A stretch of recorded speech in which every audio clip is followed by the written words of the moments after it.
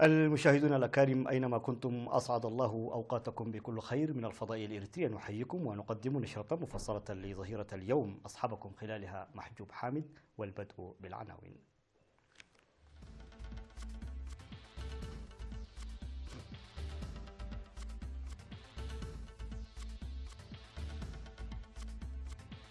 جهود لمكافحة دودة الحشد المجنحة في عد قيح وعد خالة. تطور رعاية الأمومة والطفولة في غونيا. فرع المرأة في السويد يقيم أنشطته.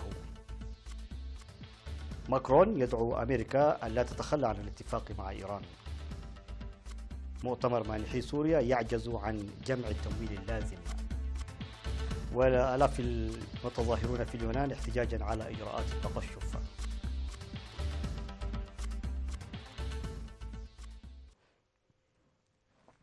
مرحبا بكم إلى تفاصيل النشرة. تقوم الجهات الزراعية بأنشطة مكافحة دودة الحشد الخريفية المهاجرة التي ظهرت في مديريتي عد قيح وعد خالة بالإقليم الجنوبي. وأوضح خبير وقاية النباتات في مديرية عد قيح السيد منجست آب أرأية عن ظهور دودة الحشد الخريفية المهاجرة في مساحة حوالي 2.5 هكتار بأربع ضواحي في المديرية، وتم إبادتها وإحراقها. من جانبه أوضح مسؤول الزراعة في مديرية عد خالة السيد نوغوسي ولد ميكائيل أن أعمال الاستكشاف التي جرت في البساتين أظهرت وجود دودة الحشد في حوالي 45 هكتارا من مزارع الذرة الشامية التي تم السيطرة عليها وإحراقها. وأوضح خبراء الزراعة أن مزارع الذرة الشامية تعتبر الغذاء الأفضل وموقع التكاثر المفضل لدودة الحشد الخريفية المهاجرة، ويجري العمل لتدميرها وإحراقها قبل حلول موسم الأمطار، داعين المزارعين للقيام بمتابعة ومراقبة مزارعهم باستمرار وإبلاغ الجهات الزراعية إذا ظهرت فيها الدودة المدمرة. ذكر مسؤول مركز غونيا الصحي الممرض بهلوبوم طعومزجي عن تحقيق نتائج مرضية لخدمات رعاية الحوامل إلى جانب تقديم الخدمات الصحية العامة. وقال إن التوعية الصحية المقدمة في المؤسستين الصحيتين في غونيا وتاكودا أسهمت للسيطرة على الأمراض المعدية مثل الملاريا.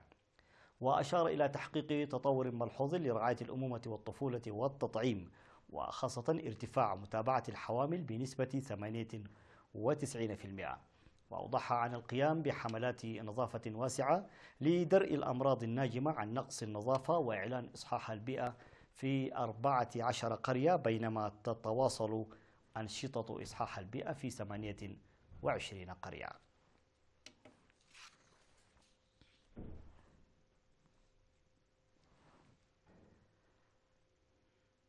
قيم فرع الاتحاد الوطني للمرأة الإريترية في السويد أنشطته نصف السنوية في اجتماع عقده يومي 21 و22 من أبريل بمدينة هيلسي. وبحث الاجتماع الذي شاركت فيه العضوات من مختلف المدن السويدية برامج تقوية التنظيم.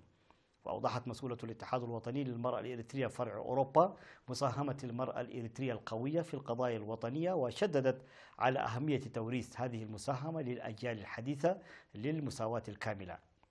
من جهة أخرى عقدت جمعية صنعت للمواطنين الإريتريين بمدينة فرانكفورت الألمانية اجتماعا يوم 21 من أبريل. وقدم مسؤول الشؤون الجماهيرية والمجتمعية سيد كحساي تولدي توضيحا في الاجتماع حول دور الشباب لتحقيق الاستقلال والدفاع عن السيادة وبرامج التنمية.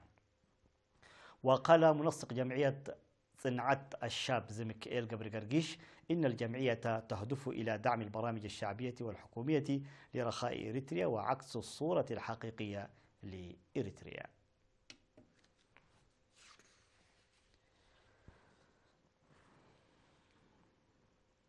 بحث اجتماع عقد في ضاحية شاكا ووغريت بمديرية أصمات دور المجتمع لتنفيذ برامج التنمية الموضوعة. وأوضح مدير المديرية السيد عثمان آدم أن البرامج الموضوعة تهدف لرفع الإنتاج والإنتاجية، داعيا المزارعين لتمهيد أراضيهم الزراعية واستكمال الاستعداد قبل حلول موسم الأمطار. وأكد السكان على العمل لتنفيذ برامج حماية التربة وحفظ المياه وتمهيد الأراضي الزراعية، مطالبين حل مشكلة مياه الشرب والمواصلات والحصول على الدعم الآلي لعملية إصلاح الطريق التي يقوم بها السكان. في غضون ذلك عقد اجتماع بمشاركة 120 من أولياء الأمور لبحث تطوير مدرسة أصمات الداخلية وحل التحديات. وقال مدير مديرية أصمات السيد عثمان آدم إن إدارة المديرية ستعمل لتصحيح توقف الطالبات عن التعليم خاصة في المرحلة الثانوية بالتعاون مع مكتب وزارة التعليم في إقليم عنسبة ولجنة أولياء الأمور.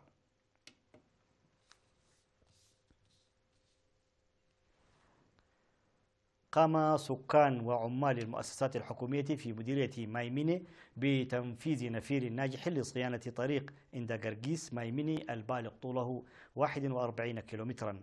وقد اشترك في النفير الذي جرى في 20 من أبريل سكان 6 من الضواحي، وشمل العمل إصلاح مجاري السيول وبناء قنوات تصريف المياه ومكافحة انجراف التربة على جانبي الطريق.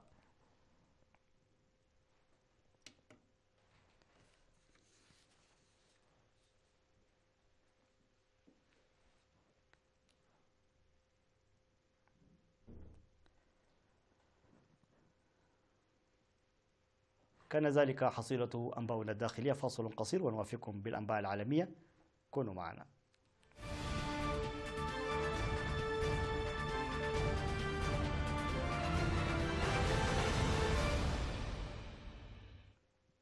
مرحبا بكم من جديد. وعلى الصعيد العالمي دعا الرئيس الفرنسي أمانويل ماكرون الولايات المتحدة إلى عدم التخلي عن الاتفاق النووي مع إيران قبل التوصل إلى اتفاق دولي موسع يتصدى لكل المخاوف الأمريكية والأوروبية المتعلقة بإيران. وفي ختام زيارة للولايات المتحدة استمرت 3 أيام حث فيها ماكرون الرئيس الأمريكي دونالد ترامب على البقاء في الاتفاق. قال ماكرون في اجتماع مشترك للكونغرس إن الاتفاق الراهن ليس مثاليا لكنه يجب أن يظل قائما لحين إيجاد بديل. وتعهد ترامب كثيرا بانسحاب الولايات المتحدة من الاتفاق النووي المبرم عام 2015 بين إيران والقوى الست الكبرى، وسيقرر بحلول 12 من مايو إن كان سيعيد فرض العقوبات الاقتصادية الأمريكية على طهران، والتي قد تكون خطوة أولى لإنهاء الاتفاق.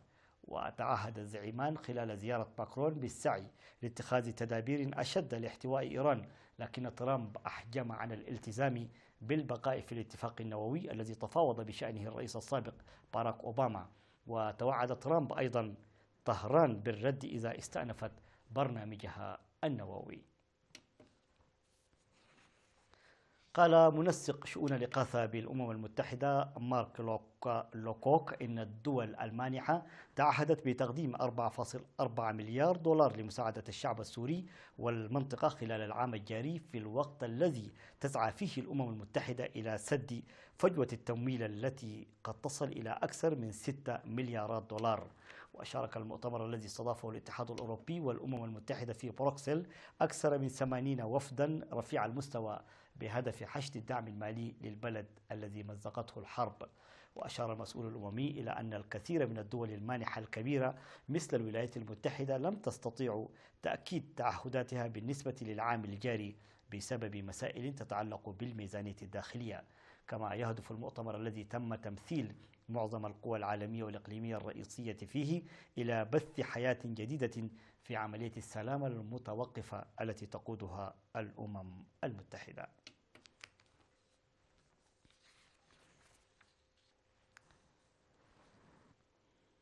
تظاهر الآلاف من اليونانيين في شوارع العاصمة أثينا احتجاجا على إصلاحات خاصة بحزب الإنقاذ المالية، من بينها بيع محطات طاقة وفرض تخفيضات محتملة للمعاش التقاعدي وتخفيضات أخرى لما يتقاضاه العاملون في المستشفيات الحكومية.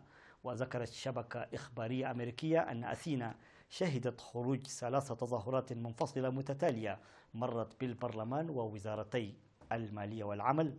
كما دخل العاملون في المستشفيات الحكومية في إضراب مطالبين بتوفير المزيد من الأموال للرعاية الصحية. وخرج المتقاعدون أيضا للاحتجاج على تخفيضات المعاشات. وعصفت باليونان أزمة مالية في أبريل عام 2010 حينما طلبت الحكومة اليونانية من الاتحاد الأوروبي وصندوق النقد الدولي تفعيل خطة إنقاذ تتضمن قروضا لمساعدة اليونان على تجنب خطر الإفلاس.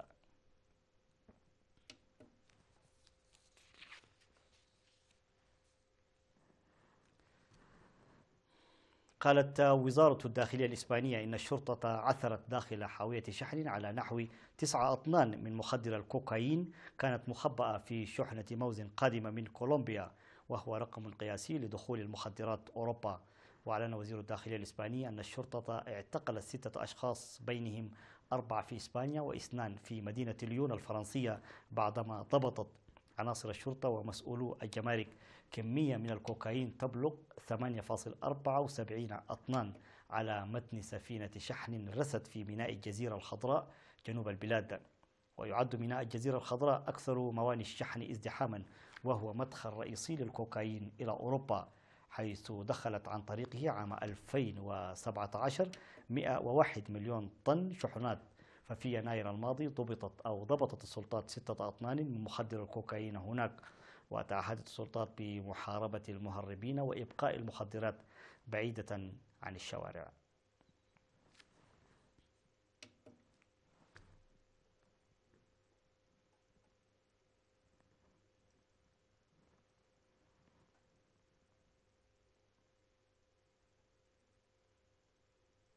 نهاية النشرة، شكرا على حسن المتابعة وإلى اللقاء.